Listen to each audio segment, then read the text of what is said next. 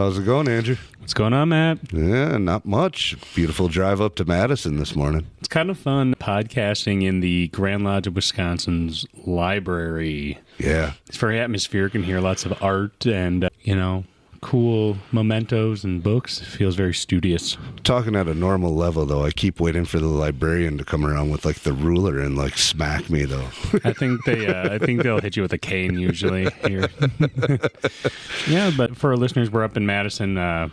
We are judges at a DeMolay ritual tournament, and it's going to be a fun day. They have a pretty decent number of competitors, and I want to be the Simon Cowell of the judging panel. No. Absolutely not.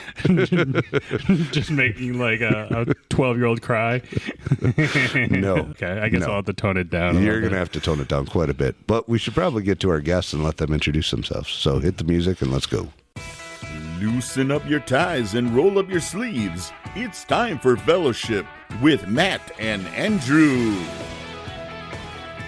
The views and opinions expressed on this podcast are not necessarily the views and opinions of the Grand Lodge of Wisconsin or any other Grand Lodge or any appended body.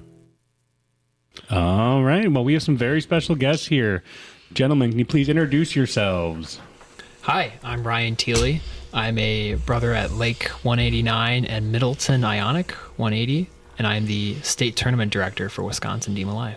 Hey guys, it's Dewey Tennesson. I'm a brother at Brooklyn Lodge, down at Burlington Lodge, down in Burlington, and I am also the activities advisor for the new and improving Middleton chapter. Thank you guys for coming on. And you are both past state master counselors, correct? Yes, I was 2020, 2021, the pandemic years, Ooh. and Dewey was a couple years after me. I was 2023 to 2024.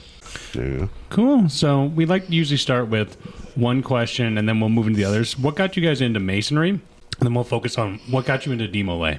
I would say for me, I'll start out with DeMolay. Sean Noble, he's been my next door neighbor my whole life, and I first started whenever I was technically 10 years old. He kind of introduced it to me. He brought me into some events and everything, and just to get me the experience of DeMolay.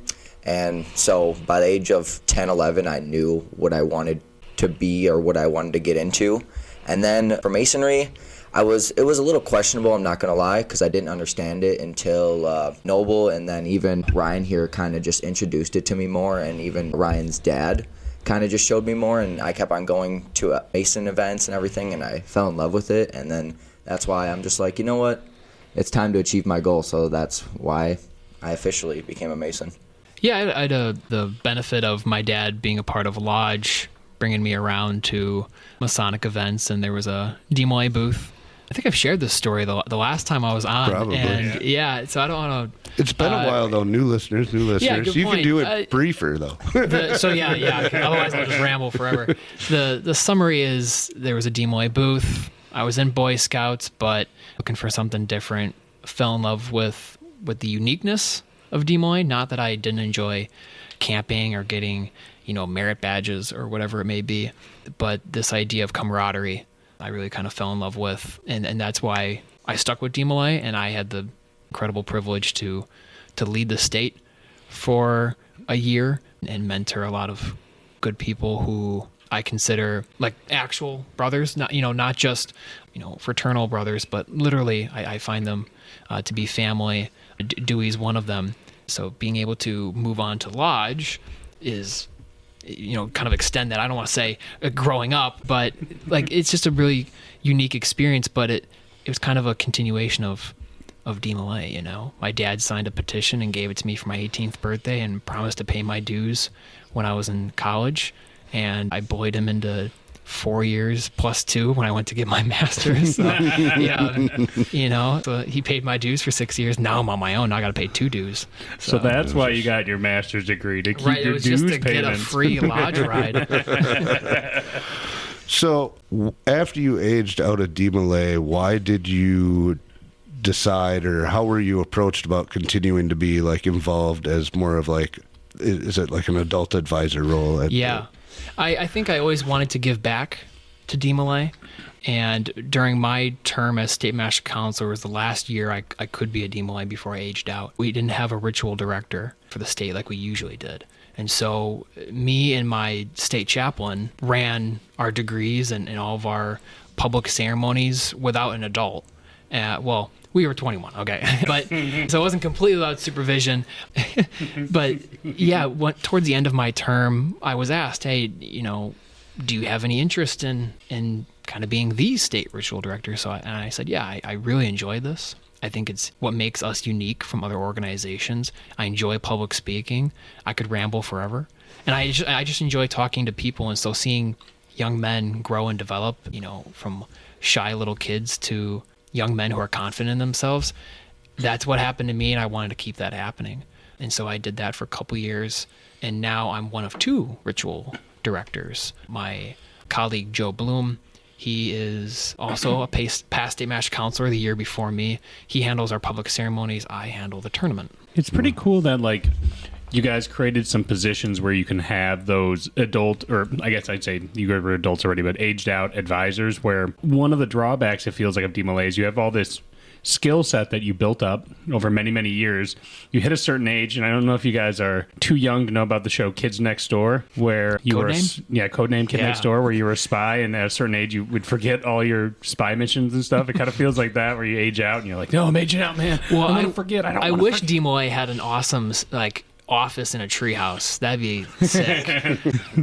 But we're building an alumni organization to keep people interacting with each other, both senior DeMolay but friends of DeMolay as well. And I think having those connections really reinforces a lot of the memories and the good times, but also the lessons, the skills acquired. Well, and it's like if you had a bunch of people age out at the same time, you would lose a lot of wisdom very quickly in a room. Yeah. And so it's nice that there's positions that if someone was so inclined and still wanted to, have room to be a mentor to these, young men and going through DeMolay, it's nice that there is places that you can still be like, I still want to be an advocate and I still want to help the organization, even if it is in a new role. Well, we're seeing that in DeMolay right now. Dewey, when Dewey aged out here, he was kind of like the last of his and I's generation of DeMolay. And over the last few years, there has been a bit of, I think, a brain drain with a lot of the older members aging out. And some of them sticking around in DeMolay or Lodge. Some of them have gone on to be Masons. The district deputy up in Eau Claire is a past state master councilor, and others didn't, and that's okay. But now, and this is what makes the tournament this year so exciting, is for the first time, we have more rookies than veterans this year. That's awesome. And not only have we exploded our numbers in the amount of competitors that we have today, the fact that almost 60% of them are rookies, that's amazing. And so, there's a brain drain. I think every organization faces that, right? Freemasonry goes through its cycles, but it's about having a good infrastructure to quickly rebound, and DeMolay has been doing a really good job of that over the last year and a half. Well, and I think it's important that you guys, like you and Dewey and Joe and some of the other guys, are sticking around, because you're also a bridge between the older, like the dads, and some of the executive officers of DeMolay. Like you're able to bridge that gap between that generation and the generation that's currently DeMolays a little bit, and kind of help those communications between the two generations.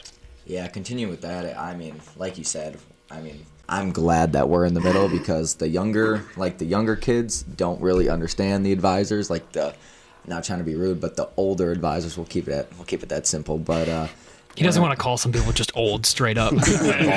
Sorry, yeah. Senior advisors. Right. Veterans. Yeah, I will not be surprised today if a little DeMolay comes and be like, "What did Vollmer just say to me?" And me and Ryan will be like, "What do you mean?" He's like, "Well, he said this," and we're like, "Well, he just meant it in a different kind of language." So, yeah, it's just there's just a big generational gap, and I think that's what makes it so interesting right now. Is even me, 25, and Dewey's 22. Like some of the younger kids, right? Like they just have different interests, and that DeMolay has to adapt to that. I know sometimes it's kind of a meme of like TikTok brain rot, but it's just a different generation, and you got to work with it. And so I'm excited for this new cohort of DeMolay that are coming in. All these young men who I think are going to be really good, productive members of society. But for now, I need to get them off their phones and try ritual. But like even you at 25 and you at 22, you are going to be able to better relate with a 12-year-old that's coming into DeMolay than even me at 42 would be able to, right? Like there is some stuff that's just going to be easier, slang of the day, with popular TV shows that, maybe because whatever you guys were talking about earlier, I never heard of that. Kids Next Door? Kids Next Door? Yeah, that was like a late 90s, early 2000s Cartoon Network. Late 90s, early 2000s. I was like going... You were in college, right? I graduated high school in 01, geez. so yeah. I still can't believe I low-key thought you were like maybe 35, 36. It's the beard. The beard hides it. Yeah. So for our listeners then, so we're here at a ritual tournament for DeMolay. Are you able to explain a little bit more about that? Just because, there's probably listeners from all over, I know there are all over the country who might not be as familiar with these types of tournaments. Sure. Well, we call it the Dairyland tournament, which fits our Wisconsin vibe, I suppose. But, I think going back to that brain drain, right? DeMolay had a bit of a numbers decrease. People weren't as interested in ritual. We didn't have a lot of people to do public ceremonies and public speaking. COVID really did a number on us. But during, I believe it was probably the year after my SMC term, so that was my brother's year, he came after me. We talked about putting together a ritual tournament, trying to bring it back. And at the time I was a new, fresh ritual director. And so I was trying to figure out degrees. And now I have to do the tournament. So I put together a tournament using an old rule book. And it went okay. It went well, but I quickly was figuring out that this rule book and the way that we were doing things is outdated. And we need to simplify things and focus on fun, right? Like at the end of the day, these young men need to have fun and enjoy it. And that's how they can best appreciate our principles and our virtues.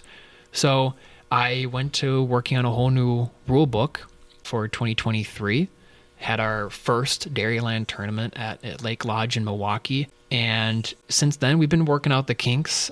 I haven't made too many big changes because I'm just trying to incrementally, progress the tournament by tweaking things in the background. But now it started off as maybe 10 young men, and a lot of them older from Dewey and I's generation that were a couple years behind me. So Dewey, my brother, right? These were the guys that were competing. Now we're on our third year here in Madison at the beautiful Wisconsin Masonic Center. The Grand Lodge is incredibly generous to allow us to use this building. And now we're up to almost 30 young men. Our competitions range from easy parts that we call elementary. These are like your one paragraph things in the ritual, to our large parts, excuse me, which are the large play parts that we do, the huge public ceremonies that are pages and pages long. And so young men from across the state are here to compete in these things, and we hand out trophies for those that qualify and win. What's really cool about our tournament and what makes us stand out from others is not only our simplified grading procedure, because I want the adults to have fun too. If the adults aren't having fun, that means the adults aren't going to volunteer, and without judges and graders, I don't have a tournament, right? But we have 2 championships. So usually every competition is afforded point value, and then whoever has the most points at the end is the championship, or the champion. Well, I didn't think that was necessarily proving that you were the best of the best. I mean, you can learn, the book front and back, but if you're missing words all the time, or if you don't give a good performance of it, I'm sorry, I don't care that the book back and forth. So we added a second championship called the Proficiency. So we have Supremacy, which is given to the DeMolay and his chapter, or a chapter, that accumulates the most points. But now we have this new one called Proficiency, which is the highest average. So when you register for a competition, it's got a particular point value, easy, medium, hard. They go up in points. We add all that together, and then whatever you score, or whatever your chapter scores, including all those bonus performance points that you can get. We take that and divide it by what you registered for, and then that's your proficiency. So we really want to see, how word perfect are you? Are you giving good performances? I'll shout out Dewey here. Last year, it's kind of comedic when you think about it because he was 21 at the time, and there was 13-year-olds that were competing. but Dewey was our first Rookie of the Year. We introduced the Rookie of the Year award last year, and he's next to me laughing here. But really, Dewey, I promise, I'm not crapping on you. Dewey's never been known for ritual, but when he was State Master Counselor, he locked in, he studied hard, he worked on his performance, and it was a no-brainer amongst the rookies that were there that he killed it. And this year we have a lot of young men all the way down to between ages of 10 up to 20 that are competing against each other. It's really fascinating. That's my rambling. It's an awesome opportunity to see these young men perform, and sometimes they do better than the old men at Lodge, really. So we're going to get Ryan a podcast called Rambling with Ryan. In my defense, you asked me about it. Yeah, that's true. But yeah, I'm done. I'm a 5-minute break. You know what it reminds me of? Did any of you guys do forensics in high school? I did. Yep. I was in my senior year, yeah. I tried to. It kind of reminds me, like this tournament reminds me of that, where I did forensics, and I always enjoyed it. One, because we'd get to meet pretty girls from other high schools was part of the draw. Yeah. And I was like, yeah. Not that had any benefit for me, but it was still fun to do, to go to these different high schools and just like meet different people. And then doing the tournament itself was like fun too. Like when you nailed a piece that you were doing in forensics, like you'd walk off and be like, yeah. Yeah, and it was just like fun to kind of like stand on a stage, and to a certain extent, like when there's judges, you're performing to a certain extent, which can be really, really fun. And I think it's a great idea to not only build interest in the ritual in general, right? So they'll be like, hey, like, it was fun doing it here. I'm going to bring this back to my chapter, but also incentivize, competition works well. And to incentivize people to actually, like you guys were mentioning, that brain drain, to actually start taking initiative and being like, if I can do one part, even if you start at a beginner part, I can do another. Maybe I want more points next year. I can go up a level. I can learn that next part. I think it's a really, really good idea. Yeah, Dewey, I mean, what was your experience like with the tournament? It was your one and done, but you walked away with a trophy, so. I mean, I'm not trying to throw no names under the bus, but to the man to the right of me, Ryan, I was kind of forced to do the tournament. I'm pretty sure you made all the state officers do it. I do make all the state officers compete. Yeah, so no you can't be a representative of the state and not participate. Leaders need to lead, right? Right, you got to get in the trenches. Yeah, but I mean, I'm kind of glad you did, because the reason that like I had to be on my A game the whole year is because I mean, you were the ritual director for the state team in general. So if I knew I messed up, you or even your dad would kick my butt. So I had to perform good. So that's why I worked as hard as I could, because I wanted like not only to like impress the crowd, but like I mean, you've been a role model for me for a while, Ryan. So I also wanted to impress you, because like I said, I knew like if I messed up on one word, you would give me that look, and I'd be like, yeah, I messed up. So that'd be very frightening. But I mean, last year being my first year was an experience, and then winning Rookie of the Year. I remember whenever I stood up and Ryan thought I was just joking, and then I was just like, no, this is my first time ever doing a ritual tournament, and he's like, oh no, I gotta look at the paper now.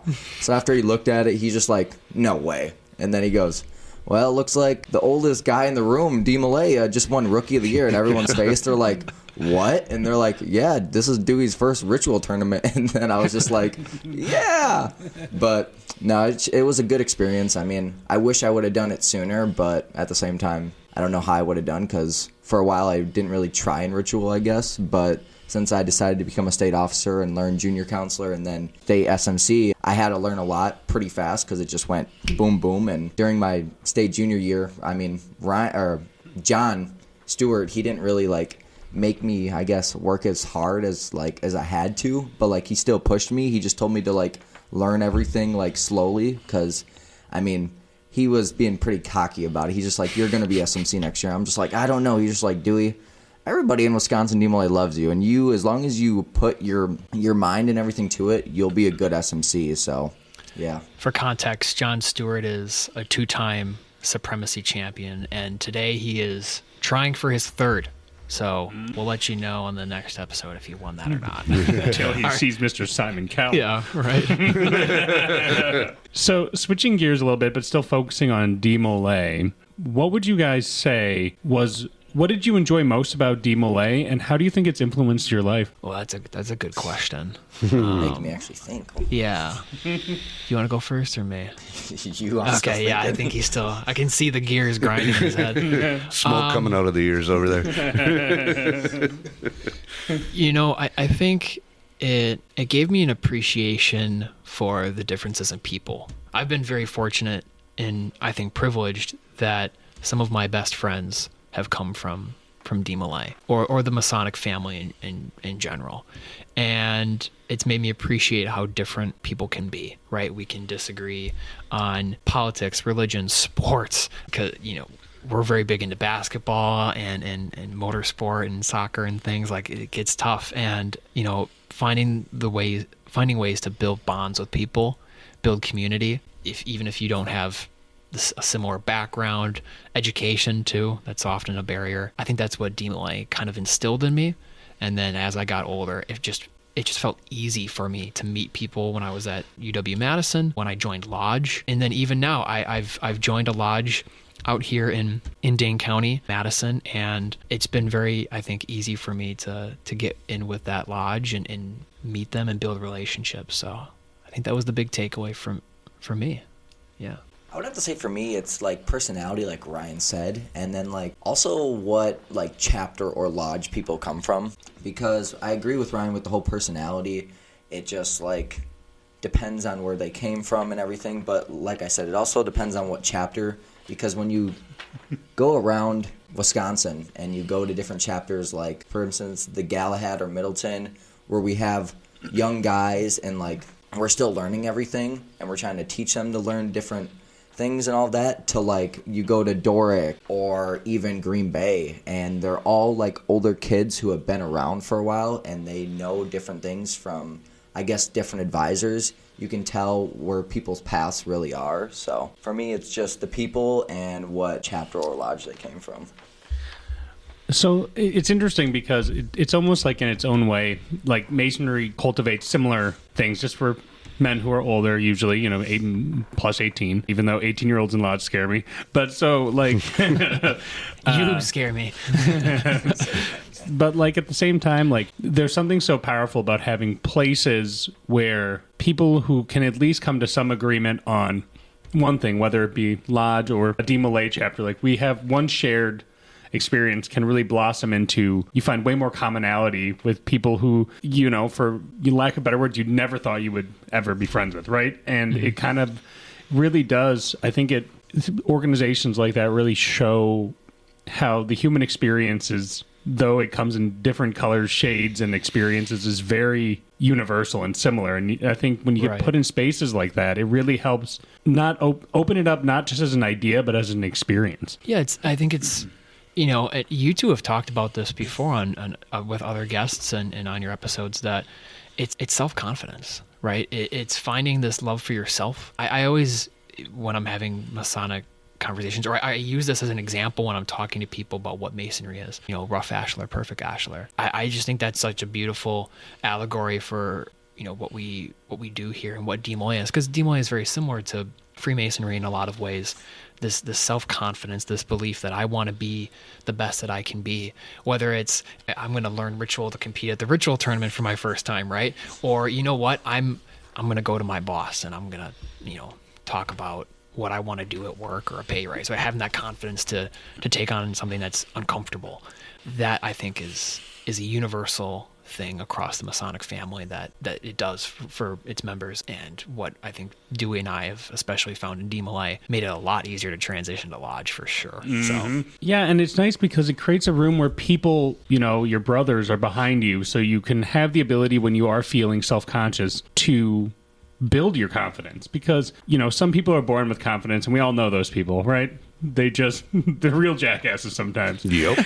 But so, like, to a certain extent, like, that happens. But most people, confidence is cultivated through time and through experience, and creating a space where they can have the experiences that they need to begin building that confidence. I mean, I see it every year in Lodge. Every year I'll watch a newer Mason who, you know, they might not have come from a very expressive field that requires them to speak, or they might not at their work be in a leadership position where their opinion matters that much. Mm-hmm. And suddenly being put in a position where they have an opportunity and they find their voice and they do realize that they have ideas and that their ideas are valuable. And that builds the confidence that they can take out of Lodge or out of whatever organization they're in and bring back into their personal life and into the world in general, which is, you know, you're building a self-confident person who can produce and take care of himself, his family, and society in general.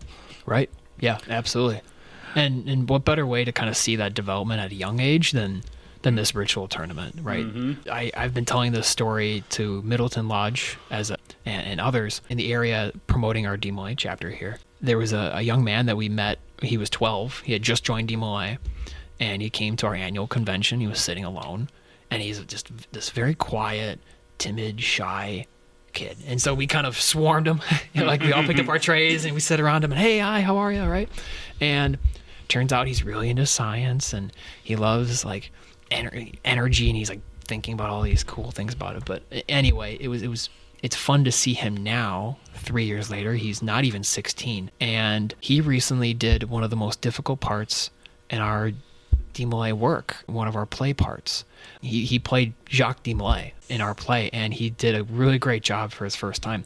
2-3 years ago, you couldn't get anything out of him. But now he has this confidence of being able to stand up in front of a crowd of 100 people and act.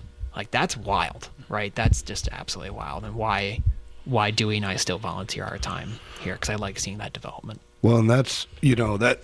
well, sorry. Jeez. Oh, my God. Sorry, Don't worry, I'm having I have to edit it out anyway. little throat issue, little tickle going on this morning. Wow, really bad. I was going to go somewhere with that. Well, there we go. Got my thought back now. With public speaking, like, commonly being the biggest fear of people across generations, across time, and, like, always cited as, like, people's biggest phobia is public speaking. To have an organization that can start instilling that confidence in, you know, 12-year-old and up, you know, and have them ready so that when they get to the point where maybe they do have to start making professional speeches and stuff like that, they've already surpassed that phobia and have the confidence to do it. I have to say, going along with speeches, I mean, you can even ask Ron to write to me. Starting my SMC year, I struggled. So I had him and Dad Vollmer help me write speeches. I mean, if you remember the speech... I'm still writing his speeches. Shh. Hey, that's besides the point. I got to give myself some self-confidence. Come on.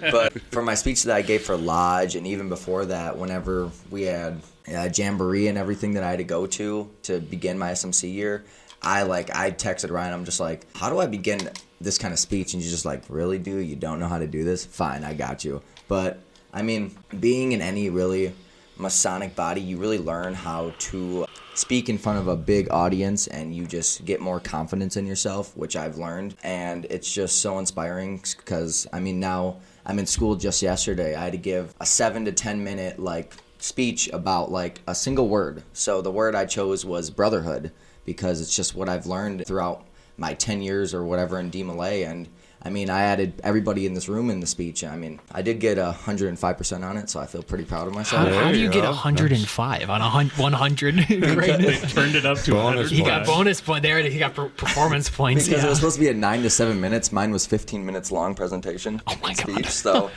usually that takes away points when you go outside the parameter, but not I for thought them. so too. This is some Dead Poet Society stuff.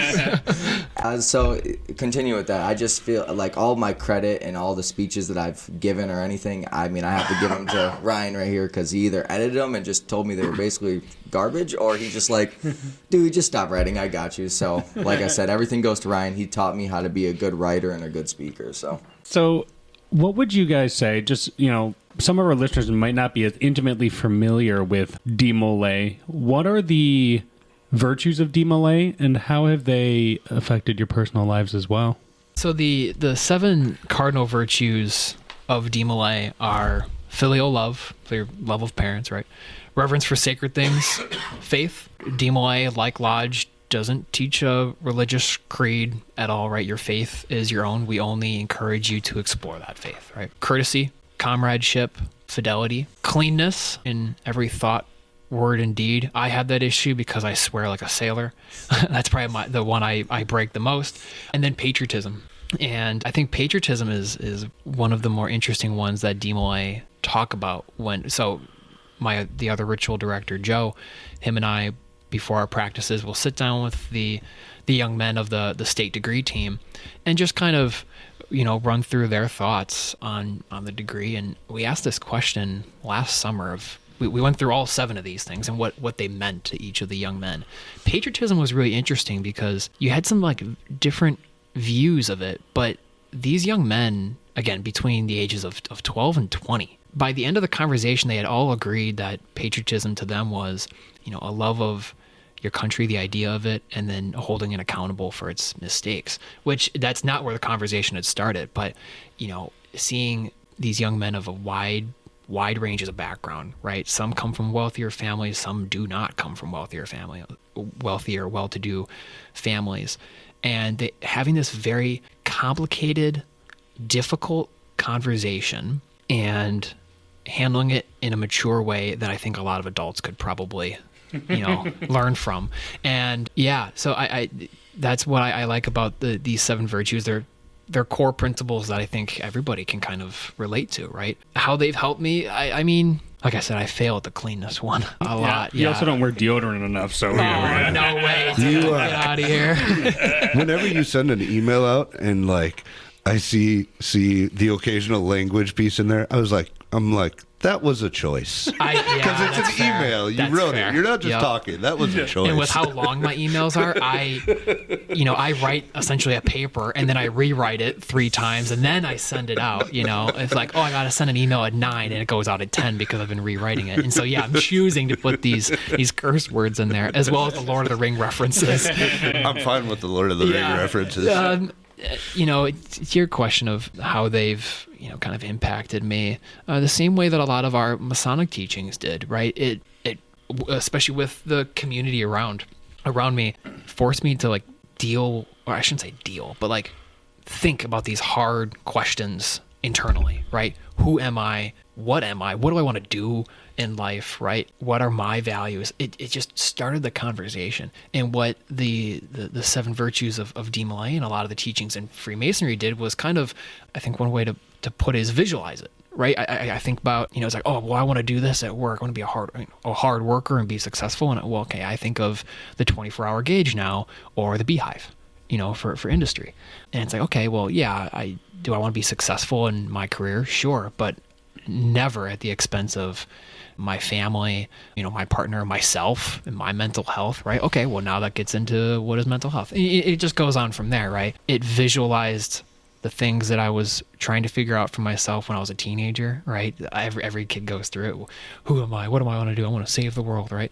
And then as an adult, when I graduated, I was like, oh, okay, well, I have a degree now. Now what? What are my next steps? So I think that's how they've impacted me the most, was the visual. Yeah, I mean, I'm not trying to steal your idea, same speech that you just gave, Ryan, but I mean, I'm the same way with the whole like college thing, because I mean, I have not even a year left. I graduate in the fall of this year, and I'm just so confused on what I'm gonna do after I graduate. So yeah, I'm in the same seat as you, Ryan. So. Oh, you're a young man. It's nice that, like, and I agree with you guys on a lot of that stuff. It's nice because it gives you like a framework to start to understand that to live a good life, or eudaimonia, as a lot of the philosophers are talking about, what is a good life, and that involves trying to cultivate a certain level of virtue. And I think both DeMolay and Masonry not only lays out what are some of those good virtues to consider, but also puts it in a ceremonial way that you can start to interact with the idea a little more. It gives you a starting point. Like, where do you start thinking about this? What does this look like? And so it creates like a framework to say like, hey, this is going to always express itself in its own way in each individual, but that it puts an emphasis on the importance of having those conversations with yourself and thinking about that, so you can start to cultivate the soil for a virtue to grow. And these virtues are always selected because basically it's just good for not only you, everybody around you, your community, and it leads to a happier life because it's fulfilling to live virtuously. I'm going to amend my previous statement. We don't just need a podcast for Ryan called Ramblings with Ryan. It's got to be Ramblings with Ryan and Andrew. Yeah, that's fair. That's fair. We're really bad about it. I know. I'm on a show that you're supposed to talk. This is what it's for. Once a year I come on here and then they end up being your longest episodes. Well, and the episode where I probably say the least, too, because it was like that last time. I just let you two go and I watch. We could have another podcast called Sitting Quietly with Matt and Dewey. Right, yeah. Sitting patiently. And it's Is just it my turn? Oh, wait. the sound Is of it a my turn? fireplace cackling in the background, right?